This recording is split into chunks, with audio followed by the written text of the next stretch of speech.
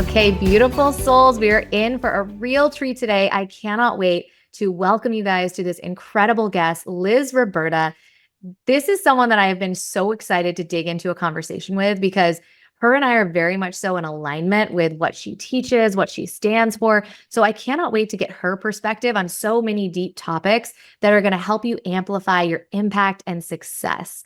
So Liz Roberta is the author of Living in Tune, which by the way is the most beautiful book cover that I've ever seen. Publisher is Hay House. And she's an award-winning business coach for heart-led, intuitive female entrepreneurs who want to achieve more success in business. So I guarantee that that is who is tuning in right now. So she's won so many awards for all of the things that she stepped into, and her deepest passion and purpose is moving through her in incredible ways. I mean, she's been featured in publications like Glamour, the New York Journal, Yahoo, all of these incredible spaces, and she has truly helped thousands of women increase their impact and income. So Liz, thank you so much for bringing your magic into the space. We are so excited to dig in with you today. Thank you so much for having me. I'm so excited for this. Yes, me too. So what I love about you is you are this living embodiment of increasing impact and income. Like you're not just teaching it and it's not just intellectual, like I feel this in your body. So when I think about someone who's really stepped into their purpose and they've amplified their life in many ways, undoubtedly you had some limiting beliefs along the way that you had to kind of cleanse and clear to get to this next level version of self. So I would love to even start there because I know some people will look at someone who's deeply successful and the limiting beliefs will start to come in. So I'd love to even start with, how do you process and kind of start to recognize when you have limiting beliefs, and how do you alchemize those in real time? I was going to make a joke and be like, I don't have any. Yeah, I know, right? I've never had No, limiting I've beliefs. never Yeah. had a limiting belief, so I don't really know. Uh-huh. Yeah. No, but the reverse is actually true. I actually feel like I started at the lowest of the lowest of the low in Mhm. that respect. And my life is a continuing metamorphosis. Yes. And for anyone who knows about astrology, I have Jupiter in my first house. And Mm. so, what that is said to mean is a constant expansion of your identity throughout your lifetime and constantly Ooh. expanding who you are throughout your life. And when I heard that, I was like, that is the truest thing I've ever heard, because I can look at the beginning and now, and it's this constant growth and expansion, which makes me so excited for what is still to come. But in terms of limiting beliefs, I mean, which limiting belief didn't I have? I had Yeah. them all. And a Same. lot of them were generational, Hmm. especially down my father's side. There's things on my mother's side as well, but I can really see the things on my father's side because my father and my sister still carry so many of them, and real solar plexus stuff. So low self-worth, Hmm. which means a lot of anxiety. When you have low self-worth and you see yourself as small and invaluable, the world is a very scary place because Hmm. you feel like you're smaller than everyone else and everything else. And so Hmm. everything is so daunting, so big, so scary, so terrifying. And some of the Hmm. ways that manifested for me was eating disorders, depression, anxiety disorders. I wouldn't even press the button. I think you guys call it a crosswalk. We call it a zebra Yeah. crossing in Okay. the Yeah. UK. Yes. A I zebra love it. crossing. So when you Yeah. press a button and it lets you cross the road, I wouldn't even press that button because I didn't want cars to stop for me. It made me Oh, feel wow. Yeah. uncomfortable. I would wait I just had no self-esteem whatsoever. And Mm. funnily enough, it was actually I mean, there were many different steps on the journey that were on the path to changing all of this, but a big step was actually my ex, who was a narcissist. Hmm. And it was through navigating that relationship in my late teenage years that I actually found who I was. And by the end of that relationship, I didn't even care, which he couldn't stand. But Yeah. it really, you have to hit those rock bottom moments, I think, to push yourself back up. And Mm. so my life has been a continued journey of trying to undo all of those pieces, trying to find my power, trying to find who I am, what I Mm. love to do. And so that journey has then enabled me to do this work and to help other people do the same. So it's really been my inspiration. Yeah. Wow. So much of your journey resonates with me, like eating disorder, dating the narcissist, a lot of anxiety, a lot of depression, and just recognizing how we picked that up generationally and how, we're the ones that came here to alchemize it. So for the people that feel maybe like black sheep in the family, you feel different for a reason. You came here to most likely alchemize these generational trauma beliefs that are desiring for you to step into leadership. And what that means is you don't act or, fall into the category of everyone else. You're being the first that starts to alchemize those limiting beliefs. So what does that process look like for you? Like when you notice, let's say, a limiting belief come in, do you have a process that you walk yourself through to start to release those? Yeah, so I have multiple tools in my toolkit. The first one is just conscious awareness. So noticing when something comes up Oh, and yeah. really taking control of your inner voice, that Mhm. conscious voice that you have in your mind when you notice something, it's stopping it and rerouting it and redirecting it and going, no, I often say cancel, clear, delete, cancel, clear, delete, cancel, clear, Yes. delete when Yeah. something comes up. And I'm not always great. If I'm tired, cranky, hungry, in a bad mood, Mhm. I'm not as good as other days where I am on it and I'm fully in the driver's seat when it comes to my conscious thoughts. So that's the first thing. I have other tools as well. So every single night I do hypnosis before I go to sleep. I listen to a hypnosis track and then I fall asleep with this eye mask that has headphones in the side and I listen to subliminals all night as I sleep. So those are my tools in terms of mindset. And then I do hypnotherapy every once in a while with a practitioner. I do journaling every single morning. And with that, I have some affirmations that I write every day. I have done this for years, and I attribute so much of my success to this daily journaling practice because for 3 years, I wrote every morning, I am a Hay House author. After three Yeah. years, it came true. And obviously, Yes. I was applying and doing all the things, but Yeah, of course. Yeah. it was embodying that I am. And not only do I write things out, I then say them out loud as well. So I'm hearing myself repeat the words, but a lot of I am statements, a lot of embodiment, a lot of gratitude. And there was a 6 month period all the way back in 2021 where I was really busy. I was actually writing the book amongst other things. And I went, oh, I'm not going to bother with the journaling. Like I just kind of let it slip. And after about 6 months, I really noticed a general decline in my Uh-huh. overall mood and mental health. And I made the link and I was like, it's because I stopped my journaling. Yes. And that is such a powerful practice for connecting with myself, connecting with the universe. It's the first thing that I do every day. And Mhm. also the gratitude. I am grateful. I am grateful. I am grateful for all these Mhm. things. I also read back the previous few pages and soak it all in. So I'm Yeah. savoring and kind of reliving those moments. So it actually is quite a lot when I say it out loud. But yeah, there's a few different pieces that I have embedded in my daily routine just to kind of bolster me up in terms of Mhm. mindset. Yeah. What I love about everything you were just saying, it sounds like you've got some bookends around your day. You start your day on a powerful note where you're like, I'm in gratitude. Now I'm looking for more things that I'm grateful for. I'm manifesting in things that I'm grateful for. And then at the end of the day, I'm really allowing myself to receive messages that are for my highest alignment because we manifest in our sleep. I think a lot of people forget that. So the fact that you're really amplifying that energy by listening to the subliminals is such a great idea. I mean, I actually have an eye mask that does that, and I haven't done it in a while. So you're inspiring me to pull that back out and to add back in those subliminals because, it's a way that we're just rewiring our brain so that we can really step into and identify as that future version of us. How do we do that? By doing these tools like this that help us think differently throughout the day and feel differently throughout the day. So I think both are really, really important. Yeah, I love that. 100%. I've also just realized I missed one out, and I also do Yeah. half an hour of meditation in the day. And Oh, it's when yeah. you said the feeling, because this is real embodied, I was going to say manifestation, because it Yeah. creates manifestation, embodied Absolutely. meditation. So I'm kind of Yeah. meditating, but within my body rather than just my mind. Yeah. And if I notice something that's coming up, I'll kind of use that half an hour space to shift out and reroute that limiting belief and transmute any energy that's linked to it as well. Oh, yes. Meditating is so powerful. And it's always like, there's always a person that's like, I don't have time to meditate. And I'm like, you're the person that absolutely gets to meditate because I was that person and I become that person. That's kind of one of the patterns that I notice in myself is like one of the ones that I was breaking where it was like consistently busy, where I was just letting all of these things fall to the wayside.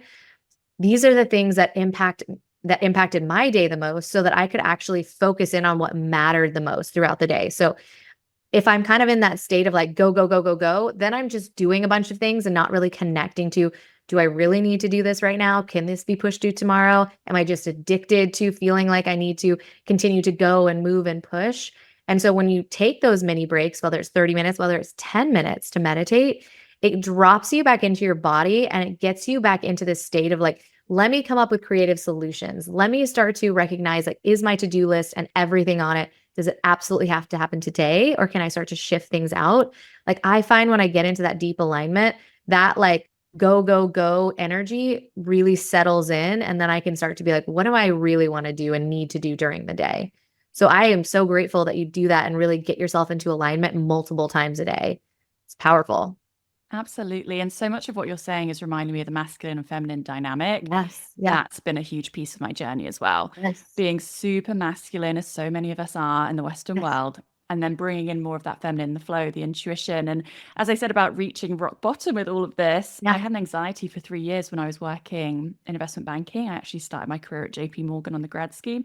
Yeah. And during that whole time, I had an awful anxiety disorder. And so it was like Uh-huh. getting to the worst place with anxiety that now makes me so determined to have, Yes. as you say, those bookends. I love that. And Yeah. those practices in place, no matter what, no matter what, that stuff is Yeah. happening Yeah. because I don't want to get to that place again. And I know what happens if we Mm. aren't mindful, we don't tend to ourselves, everything starts to slip and you end up Mhm. going back there. So, yeah, these tools are absolutely life changing. Absolutely. Yeah. And you brought up intuition. So I would love to even talk about intuition and how it plays a really important role in us stepping into this next level version of ourselves. But for someone, let's say, that is feeling like they're a little bit disconnected from their intuition, what would you guide them into for them to start to turn it back on or to actually really get in tune with our intuition? Oh my gosh, such a great question. Mm. And again, this has been my whole journey. The reason I had an anxiety disorder was because I wasn't listening to myself. Yeah, So when I look back now, it's so obvious. Why on earth I did I do know. banking? I Like, know. what was Yeah. I thinking? I was with the wrong people, Uh-huh. boyfriends, job, like Yeah. everything was wrong, 100% wrong, every area of my life, because I was entirely following my head, Yes. logic, what I should do. I mean, to choose we call them A levels, it's qualifications that we do to get into university when you're 16 to 18. When I Mhm. was choosing those, I wrote lists and I went, what would be the most sensible option?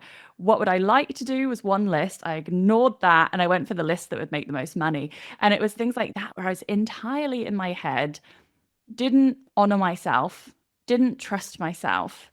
And at no point had anyone ever shown me or told me to listen to my heart, to trust my soul, follow my intuition. Those were not conversations or things that I was seeing embodied in anyone anywhere. And Yeah. so it was a journey that I had to go through myself. And a large part of it was through the anxiety disorder. I had such terrible headaches, crippling headaches every single day that Western medicine couldn't heal. And it was actually doing a 3 hour long third eye meditation with a random video I found on YouTube that opened it up for me. So I'd say for anyone who's trying to figure out, okay, where do I begin with my intuition? We already said it, it's the meditation. Hmm. And that could be 2 minutes of meditation, setting a timer on your phone, sitting there for 2 minutes in silence, but it's really creating those spaces in your day. So, other ways of doing this are walking in nature, but with no music, no headphones.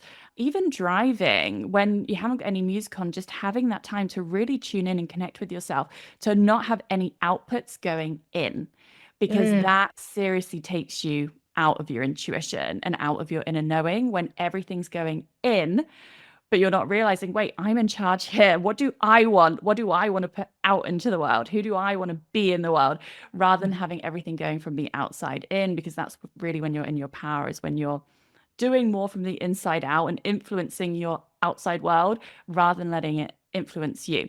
So, creating that space, meditation, and really starting to honor yourself. So, one thing that can get in the way of it is people pleasing tendencies and like trying to fit Oh, yes. in, saying yes to things you want to say no to, and really just being more honest with yourself Mhm. in those situations and finding deeper alignment and more integrity in what you're thinking, matching what you're saying, what you want is matching what you're doing, and really practicing that, because that is a skill and it's hard when you're not used to it and you're a woman and you've got this programming and the generational stuff and all these things.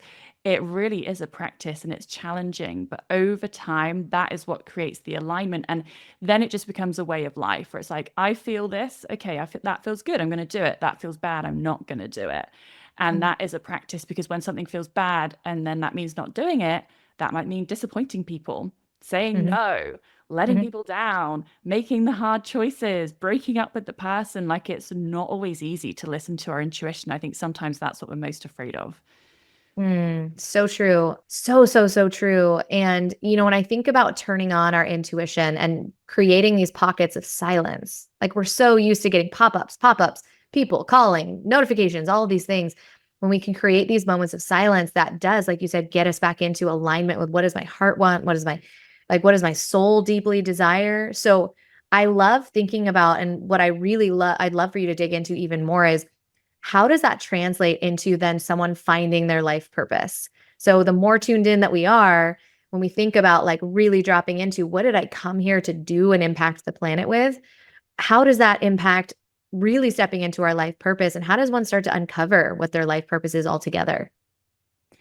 So to me, I think your life purpose or soul work is just an expression of you. So it's about finding the most accurate version of you that you can find. And then your work will be an extension of that in some way. Because I'm sure you're the same. When you're doing this work, it's like, I get to be me. I get to be me. I get to use my soul gifts.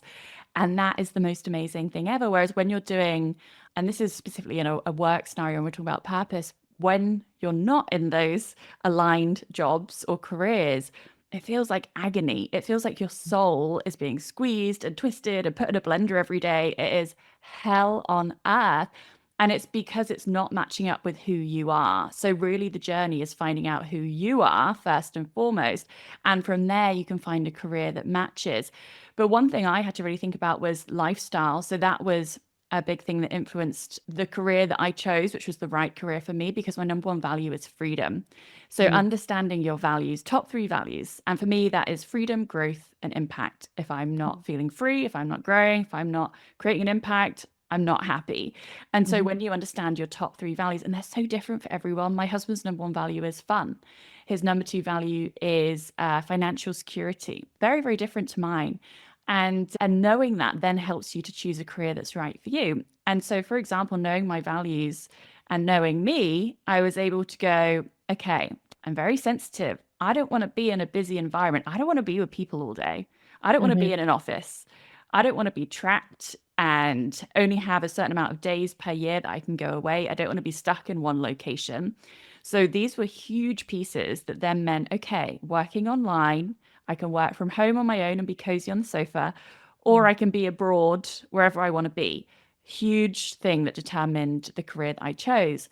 And then the other thing was just who I was and what I naturally enjoyed. So when I was younger, I was doing spells. I started reading tarot at 14. I was mhm, always that kid. I've got a box in my cupboard of things from when I was a child: crystals, incense, mm. spells, books about astrology from when I was a child. And this is pre Yes. social media. Like I didn't find it on TikTok. None of my Yeah. friends were into it, none of my family. I Yes. just loved it. And so Uh-huh. then it was okay, well, this is the thing that I love.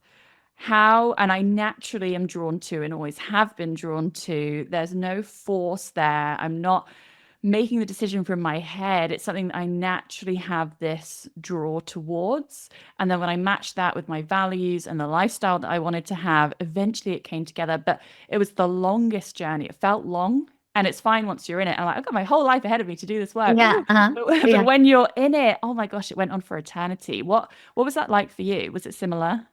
Oh, it was so similar. Yeah. I was a sorority girl turned shaman. And so I'm like, well, that journey, like is not linear at all. It was a wild ride. And I, worked in marketing for 15 years. And I was like, at an agency and it was like, grind it out. Everything's due yesterday. You're underpaid. You're overworked 60 hours a week. And it was just like, I just remember being pregnant and just, it's like 8 or 9 p.m. I'm waiting for someone to finish a creative piece.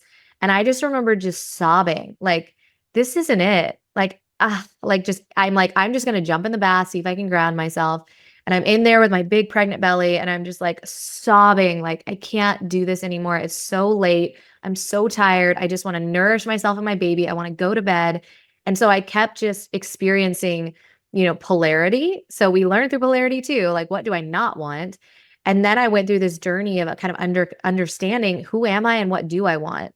Because I totally lost myself in that process of like understanding who is Christina? What does she desire? And I actually had to take quizzes online to say, like, what job titles would feel in alignment with me? And then I use my body to kind of tune in and say, like, well, what is exciting me based on what I'm reading on the screen? And if nothing excited me, then I knew that the quiz wasn't for me. But what I recognized was almost everything that it spit out felt like, ooh, that's exciting. How do I create that journey? What would that, and I started as a life coach. What would it look like to become one? And so then I started, leaning into teachers that could tell me more about it. So for me, I was like, I always tell people follow the breadcrumbs. Like so often we want to like, give me my purpose now. I just want to live it now. It's like, follow the little tiny breadcrumbs that are going to then take you into this now living full embodiment of purpose. But if you feel out of alignment, it is really important. Get to know yourself, tune into your intuition, recognize what's out of alignment, and then follow what feels good. Take a class, start to learn a little something different. So my journey was very similar, where just like I found myself in a polar opposite experience. Now I learned a lot. Marketing is great because I can utilize it in my own business. But what I recognized was I was not amplifying my soul gifts. So I would love to talk about soul gifts for someone who might be like, what's that? So tell me about soul gifts and how we can actually start to uncover those within ourselves. Yeah, so it's the things you're naturally brilliant at that really light you up and create shifts in others. Mm, So it's often the things that people will reflect back to you if you always get the same feedback. So mm, for me, in every single job I would do, people are like, oh, you make me feel so calm. You bring this calmness. And I now know that's because I have this kind of healer energy that I'm always healing people's spaces, things without even trying. And that's what my aura was doing. And so I constantly got the feedback that I was creating this peace and this calm. People talk to mhm, me, oh, I feel so much better now.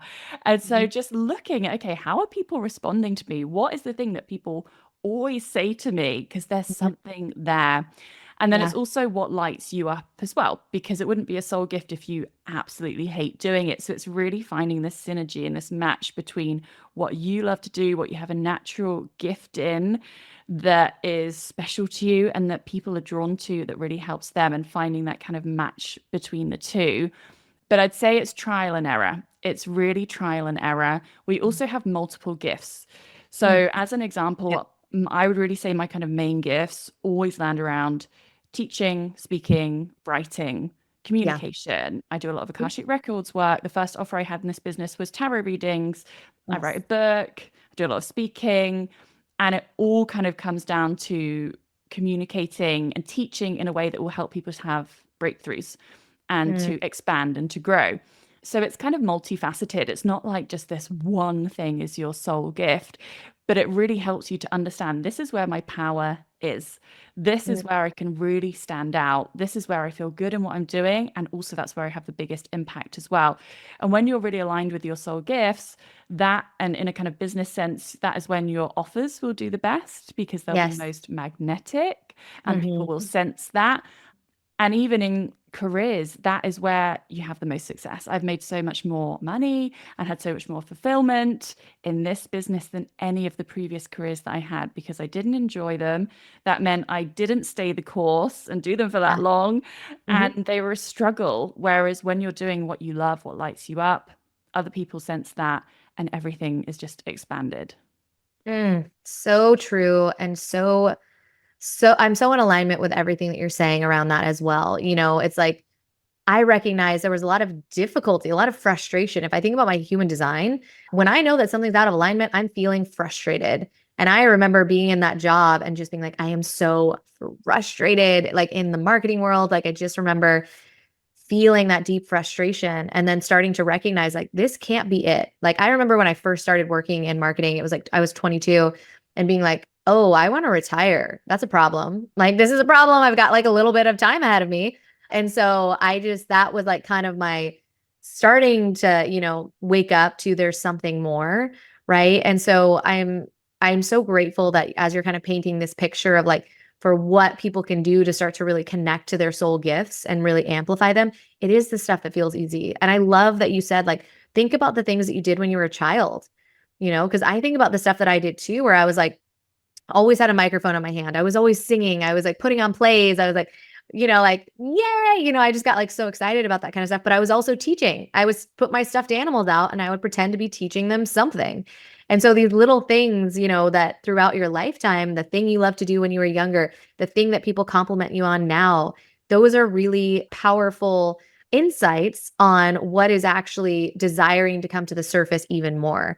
And to your point, I think when we are in alignment, we do manifest in more money, more, impact, because the universe is kind of like, yes, go in this direction, versus like I remember being in marketing, they're like, yeah, we're going to give you a raise. And I'm like, okay. And then it took 2 years for it to happen. And it was like, I feel like the universe is telling me something. Like it's not easy for a reason. I think I need to start to create something on the side. So I did the passion project. And then I got to a place where I could release the career of marketing full time and step into what I loved full time.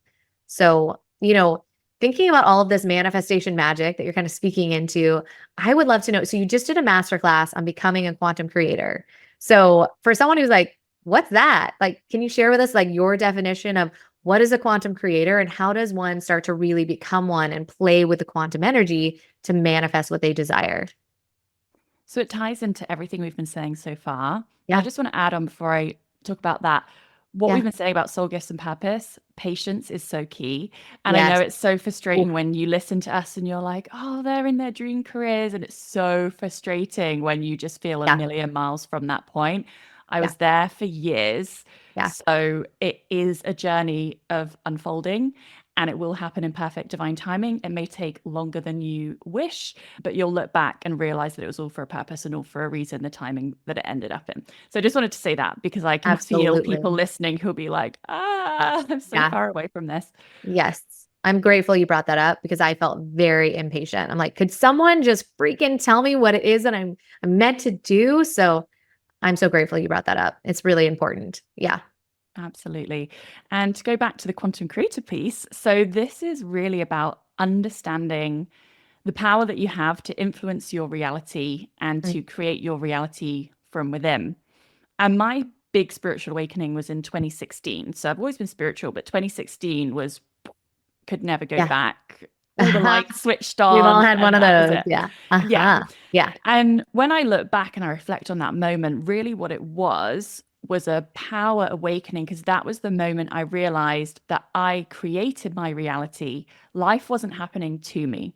And so to that point, I had just thought, life's happening to me. I'd never really understood that I was creating my reality. Mhm. And that was the big, big, big shift. And I think as we go along this spiritual path, that is a lot of what we're learning is that Mhm. we have the power to create things from within. Our inner world is where it's at, and that has huge influence on our external world.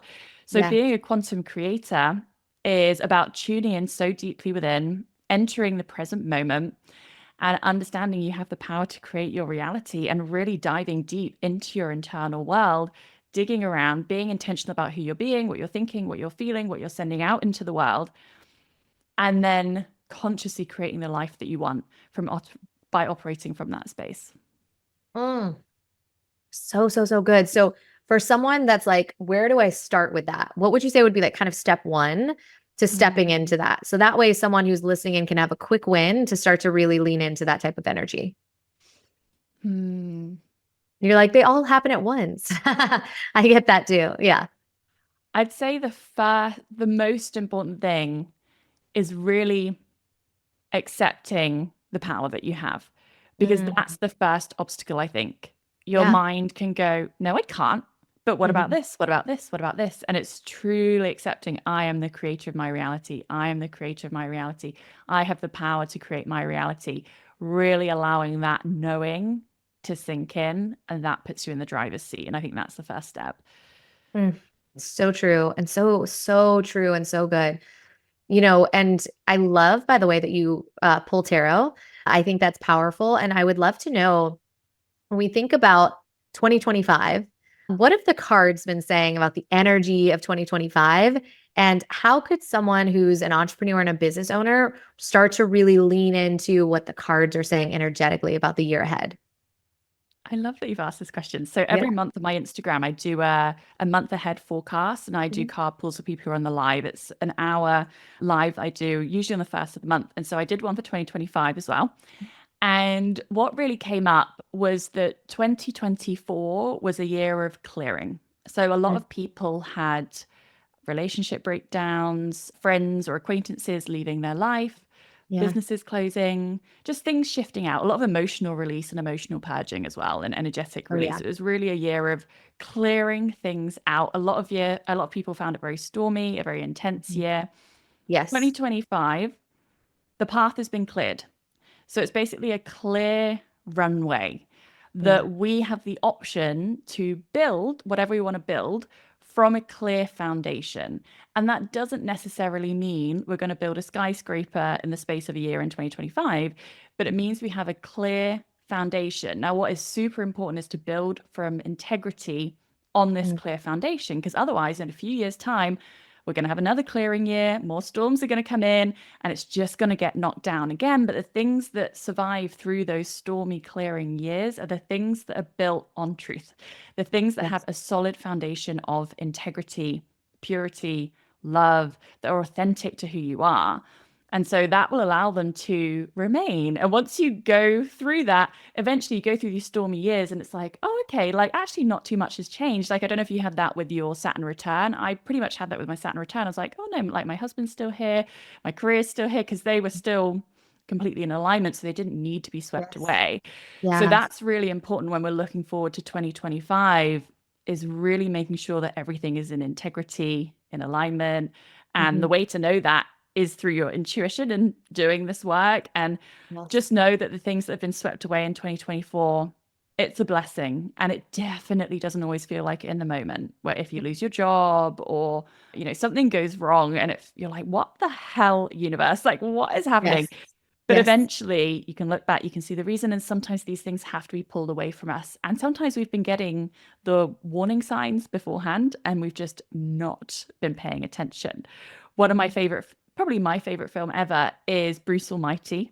And I Mm. love it when he is like, give me a sign. And then he's driving and this truck pulls out in front of him and has all these signs flashing. And they're like, stop. And he's like, what's this guy doing? And then just swerves around it and he's missing the Yes. signs.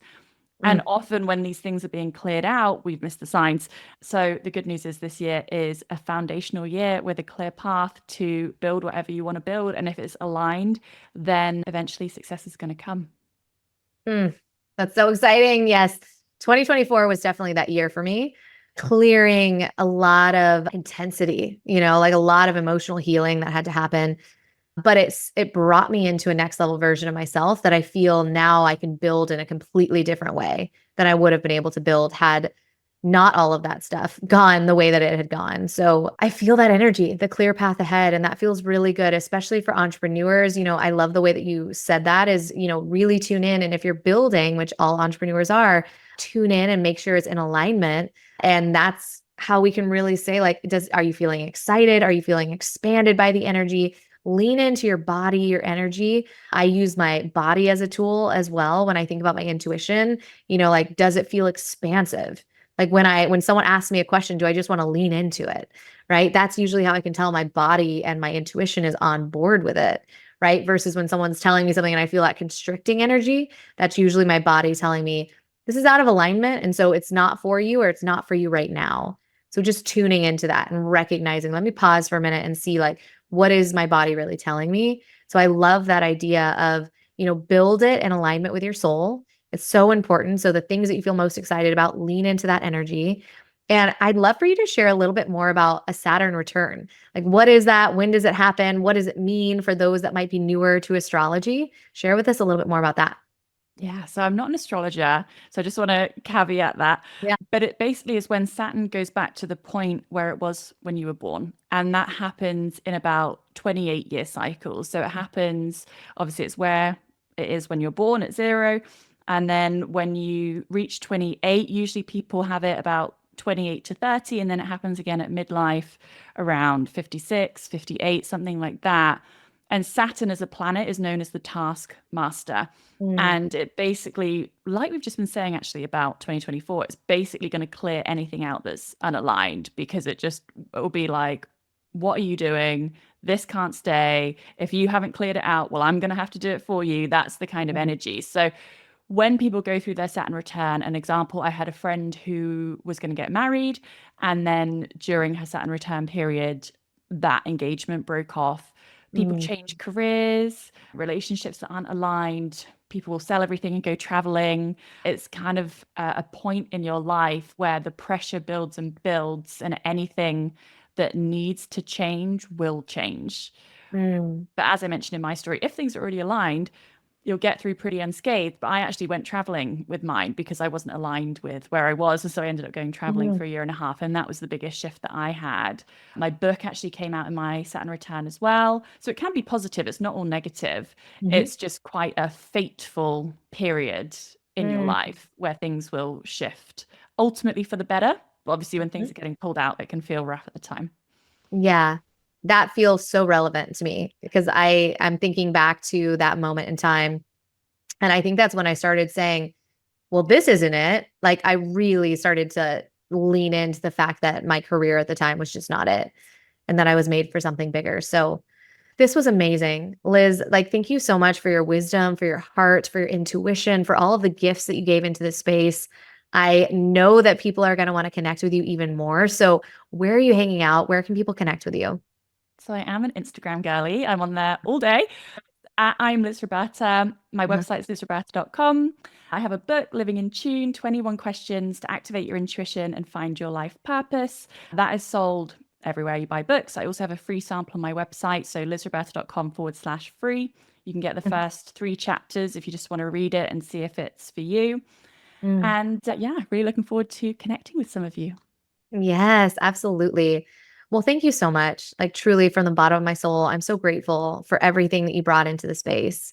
I learned new things as you were speaking. It just felt so good to, witness the mirror as well of what you were sharing, where it's like, yes, I went through that too. Wow. Yeah, that is something that I experienced. So, thank you so much for giving us your time and all of the beautiful wisdom that came through. We're eternally grateful for you and to all of the listeners that are tuning in. Thank you so so much for tuning in, for gifting us that moment of time together. I hope that you receive something really tangible and beautiful from this space. And with that, we will see you next week. Thank you. Thank you.